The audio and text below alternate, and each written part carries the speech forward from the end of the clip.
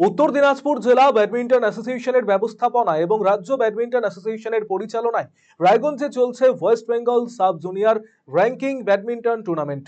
গত 27শে মার্চ এই টুর্নামেন্টের শুভ উদ্বোধন হয়েছে রায়গঞ্জ শহরের বন্দরে অবস্থিত ডিএসএ ইনডোর স্টেডিয়ামে এবং কর্ণজোড়ায় অবস্থিত ডিস্ট্রিক্ট স্পোর্টস কমপ্লেক্সের ইনডোর স্টেডিয়ামে চলছে খেলা। দুটি ইনডোর স্টেডিয়ামে মোট 6টি কোর্টে এই টুর্নামেন্ট চলছে। অনূর্ধ্ব 13 এবং অনূর্ধ্ব 15 বিভাগে ছেলে এবং মেয়েদের মোট 9টি ইভেন্ট খেলা অনুষ্ঠিত হচ্ছে। রাজ্যের 23টি জেলা থেকে 607 জন প্রতিযোগী এই টুর্নামেন্টে অংশ নিয়েছে।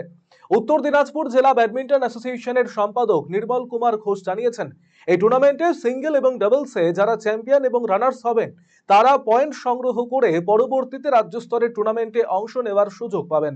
এই টুর্নামেন্ট চলবে 31শে মার্চ পর্যন্ত। এই টুর্নামেন্টটা শুরু হয়েছে 27 থেকে শুরু হয়েছে 31শে মার্চ অবধি চলবে। এটা West Bengal badminton sub junior ranking tournament. প্রতিযোগী অংশ করেছে 607 জন। খেলা হয়েছে প্রথম দিন থেকে আমাদের ইনডোরে আর আমাদের কর্ণজোড়া ডিস্ট্রিক্ট স্পোর্টস কমপ্লেক্সে 6টি কোর্টে খেলা হচ্ছে।